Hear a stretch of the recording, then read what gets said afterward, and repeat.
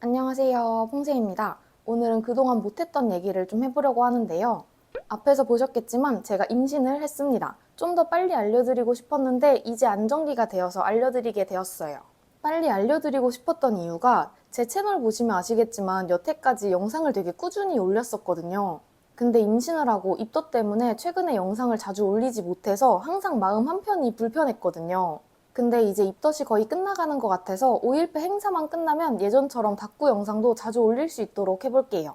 근데 오늘 임신 사실만 알리려고 이 영상을 찍는 건 아니고 여태까지 있었던 과정들도 같이 말씀을 드리려고 해요. 제가 다꾸 유튜버다 보니까 일기 내용이 항상 노출이 되는데 예전부터 일기 내용에 병원 다녀왔다는 얘기가 많았어요. 그래서 DM이나 댓글로 어디 아프신가요? 라는 질문을 항상 많이 받았거든요.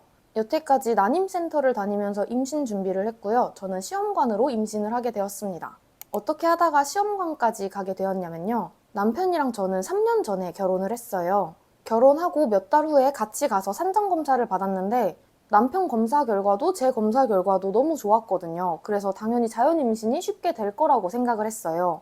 그래서 결혼하고 한 반년쯤 후부터 자연임신 시도를 해왔는데요. 제가 생리 주기가 되게 일정한 편임에도 반년 넘게 임신이 안 되는 거예요. 그래서 병원을 다시 한번 찾아갔고 그때 담당 의사 선생님이 바뀌셨거든요. 그래서 새로운 의사 선생님께 진료를 받는데 초음파를 보시자마자 후굴이다, 자궁 내막증이 있다 이런 얘기를 하시는 거예요. 그 전에 산전검사 갔을 때도 초음파를 봤었는데 그 전 의사 선생님께서는 그런 얘기를 해주지 않으셨거든요. 그거를 좀 더 빨리 알았다면 좀 더 서둘렀을 수 있을 텐데 늦게 알게 되어서 조금 아쉬웠어요. 여기서 먼저 후골이랑 자궁내막증에 대한 설명을 드리자면 저는 의학적 지식이 없는 사람이고 의사 선생님께 들은 내용 그대로를 말씀드릴게요. 후골 자궁이라는 거는 자궁이 조금 더 뒤에 누워있다는 뜻이래요. 사람이 이렇게 누웠을 때 자궁이 약간의 경사가 있어서 생리할 때 피가 자연스럽게 빠져나갈 수 있어야 하는데 저는 이 경사가 좀 더 뒤로 누워서 후굴자궁이라고 하셨거든요. 그래서 생리할 때 자연스럽게 빠져나가지 못해서 자궁에서 힘을 주게 되어서 생리통도 심하다고 하셨어요. 근데 실제로 제가 생리통이 주변 사람들에 비해 되게 심한 편이었거든요. 그래서 어렸을 때부터 동네 산부인과 가서 생리통 심한 거에 대한 검사도 해봤는데 여태까지 갔던 산부인과에서는 그런 설명은 없었어요. 그냥 생리통이 심한 경우가 있다 이런 정도로만 항상 넘어갔어서 이거에 대한 인지는 하지 못하고 있었습니다. 그래서 후굴자궁이어서 생리할 때마다 피가 조금씩 남게 된대요. 100% 빠져나가지 못하고 남은 피들이 몸속에서 자연스럽게 조금은 흡수가 되는데 일부는 항상 조금씩 남게 돼서 이게 축적이 된다고 하더라고요. 근데 피가 끈적끈적하다 보니까 이 남은 피들이 다른 장기랑 유착이 되어서 붙어버리는 현상이 발생하는 게 자궁내막증이라고 설명을 들었습니다. 그래서 자궁내막증이 생기면 자연임신이 조금 어려워질 수 있대요. 그 이유가 나팔관이 이렇게 있는데 자궁내막증이 생겨서 끈끈하게 되면은 이 나팔관도 이렇게 붙어버린대요. 그래서 양쪽 난소에서 매달 배란되는 난자를 이렇게 나팔관이 가지고 와서 넣어줘야 하는데 이 가지고 와서 넣어주는 역할을 못하게 된다고 합니다. 그렇게 되면 난자를 자궁에 가지고 오지 못하다 보니까 자연임신이 어려워지는 거예요. 자궁내막증이 1, 2, 3, 4기가 있는데 저는 1기는 아닌 것 같다고 하셨어요. 근데 초음파로는 추측만 할 수 있지 정확한 상태는 알 수 없다고 하셨습니다. 그거는 복강경인가? 그걸로 봐야 한다고 들었어요. 아무튼 그렇게 되어서 저는 난임센터를 2년 정도 다녔던 것 같아요. 병원 한 군데에서 다녔던 건 아니고 중간에 병원을 한번 옮겼습니다. 우선 첫 번째 병원을 다닐 때 과배란이라는 과정을 먼저 하게 되었어요. 과배란은 자연 임신을 하는 거지만 병원에서 조금 도움을 받는 거거든요. 약을 먹거나 주사를 맞아서 평소보다 난자를 많이 키우고 난자가 배란되기 전에 병원에 가서 초음파를 봅니다. 그리고 선생님이 숙제 날짜를 내주셔요. 언제 숙제하시면 확률이 높습니다 라는 날짜를 꼽아주십니다. 그래서 과배란도 병원을 꾸준히 다니면서 반년 정도는 했던 것 같아요. 과배란은 병원 다니는 게 번거로워서 그렇지 과정 자체가 많이 힘들거나 그러지는 않았어요. 그렇게 과배란을 반년 정도 시도해보고 그 이후에는 인공수정으로 넘어가게 됩니다. 인공수정은 사람들이 병원에서 하는 관계라고 얘기를 하시더라고요. 과배랑 과정이랑 비슷하게 약이나 주사로 난자를 많이 키운 다음에 초음파를 봐서 날짜를 정하고 남편이 병원에 가서 정자를 제출합니다. 그러면 그 정자를 여자의 몸속으로 넣어주는 게 인공수정이에요. 근데 이 넣어주는 정자를 한번 처리를 하기 때문에 좀 더 확률이 높다고 합니다. 그리고 인공수정은 쌍둥이, 셋쌍둥이 이런 가능성이 좀 더 높아요.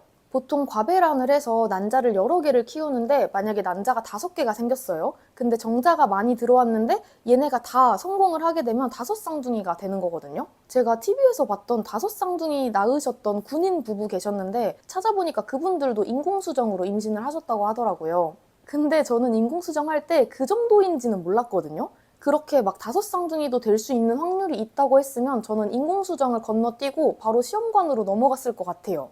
왜냐면 저는 쌍둥이는 낳고 싶지 않았거든요. 근데 인공수정을 할 당시에는 이런 정보를 그렇게 정확하게 알고 있지는 않았어요. 그냥 병원에서 시키는 대로 하다 보면 임신을 빨리 할 수 있겠지라는 생각으로 병원만 열심히 다녔습니다.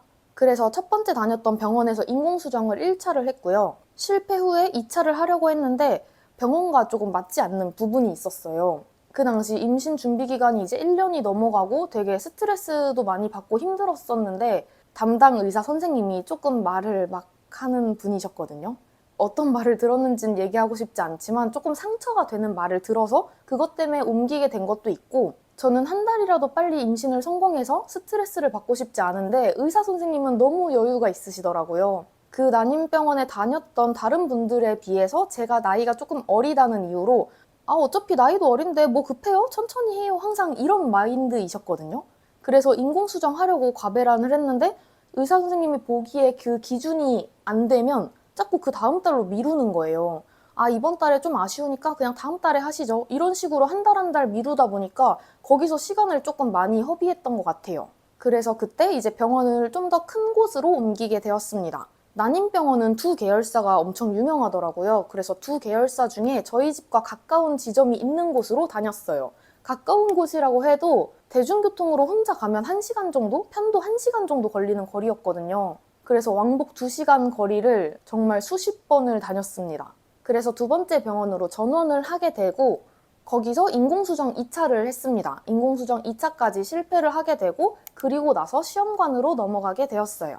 근데 시험관은 앞에 했던 과배란 인공수정이랑은 정말 차원이 다르더라고요. 우선 병원에 가야 하는 횟수도 훨씬 많아지고요. 먹어야 하는 약과 주사도 정말 많이 늘어나고요. 한 사이클을 도는 기간 자체가 되게 길어요. 과배란이나 인공수정은 한 달에 한 번씩 시도를 할 수 있었다면 시험관은 한 달에 한 번씩 시도하기가 조금 어렵습니다. 시험관 얘기는 깊게 들어가면 정말 할 얘기가 많을 텐데 오늘은 간단하게 얘기를 해드리자면 시험관은 채취를 하고 이식을 해야 해요. 근데 저는 이식은 괜찮았는데 채취의 과정이 너무너무 힘들었습니다. 생리가 끝나면 그때 병원에 가서 약이랑 주사를 받아와요. 그래서 매일 시간을 맞춰서 약을 먹고 배에 자가주사를 놓습니다. 이 자가주사 시간 맞춰서 맞는 게 진짜 번거롭고 힘들어요. 냉장 보관해야 되는 주사들도 있어서 외출도 마음 편하게 하지 못했던 것 같아요. 이렇게 주사랑 약을 잔뜩 써서 난자를 정말 최대로 만들어요. 보통 10개에서 20개 이 정도로 키우는 것 같아요. 이것도 난소 나이에 따라 좀 다른데 이런 설명은 나중에 하도록 하고 어쨌든 저는 25개의 난자가 만들어졌습니다. 그래서 채취를 하러 갔는데 채취는 수면 마취를 하고 진행을 해요. 그래서 제가 그 채취할 때부터 네일 아트를 포기하고 다 뗐거든요. 채취할 때 네일을 다 지워야 해서 그때부터 지우고 지금 못하고 있어요. 그래서 수면 마취하고 난자를 채취하는데 저는 운이 좋게 조금 많이 생겨서 25개를 채취를 했어요. 근데 그 중에 4개는 공남포였고 나머지 21개와 남편의 정자로 이제 수정을 합니다. 그래서 수정을 성공하면 이 배아를 키우게 되는데요. 흔히 3일 배양, 5일 배양 이렇게 키우거든요. 저는 5일 배양, 3일 배양 합쳐서 7개 정도 나왔던 것 같아요. 그러면 이제 대략 7번의 이식 기회가 생기거든요. 그러면 이제 이식 준비를 합니다. 이 이식은 신선이식, 동결이식이 있는데요. 신선이식은 채취하고 며칠 후에 바로 이식을 하는 거고 동결이식은 만들어진 배아를 얼려두었다가 다음번에 이식을 하는 거예요. 저는 난자 채취를 많이 해서 난소가 부어서 신선이식은 못하고 동결이식으로 넘어갔어요. 채취하고 나서 한 일주일 정도는 엄청 고통스러웠던 것 같아요. 그리고 채취하고 첫 생리가 너무 지옥이었어요. 그때 새벽에 응급실도 가고 아주 난리가 났었습니다. 그래서 이제 이식을 하게 되는데요. 이식하기 전에도 약 먹고 주사를 맞아요. 자궁 내벽을 두껍고 튼튼하게 만들어 놓고 그 이후에 배아 이식을 하게 됩니다. 그래서 1차 이식은 성공을 했었지만 초기에 유산을 하게 되었고요. 2차 이식은 그냥 아예 실패를 했었고 3차 이식에 성공을 해서 지금 임신을 하게 되었어요. 난임이나 시험관에 대한 얘기가 하고 싶은 게 더 많지만 오늘은 이 정도로만 얘기를 하고, 제가 여태까지 난임 과정을 영상을 좀 찍어놨거든요. 근데 이거를 꾸준히 찍진 않고 좀 찍다가 한동안 안 찍다가 이렇게 해서 영상을 만들 수 있을지는 모르겠어요. 그래서 만약에 영상을 만들게 된다면 그때 제 꿀팁도 조금 넣어보도록 하고 좀 더 자세한 설명이나 이런 것들도 넣어보도록 할게요. 여태까지 임신 준비하면서 이 얘기를 정말 하고 싶었거든요. 근데 임신 성공하기 전에 이 얘기를 하게 되면 임신이 계속 늦어질 때 제가 더 마음이 급해지고 스트레스를 받을 것 같아서 여태까지 말씀은 드리지 못했고 이제서야 말씀을 드리게 되었어요. 최근에 영상 자주 못 올리는데도 올릴 때 꾸준히 보러 와주셔서 너무 감사하고 앞으로 다시 열심히 올릴 수 있도록 노력을 해볼게요. 그리고 제가 다음 달에 태교 여행을 가는데 태교 여행도 영상 담아보고 나중에 아기방 꾸미는 영상도 찍어서 보여드릴게요. 오늘은 진짜 그냥 카메라 앞에 두고 친구랑 대화한다고 생각하고 이렇게 편하게 수다를 떨어봤는데 저만 신나고 보시는 분들은 별로 재미가 없을 것 같아서 걱정이 됩니다. 어쨌든 오늘 이렇게 임신 소식을 알려드리며 앞으로 다른 영상들도 많이 가지고 오도록 할게요. 오늘 영상 봐주셔서 감사하고 다음에 또 만나요. 안녕!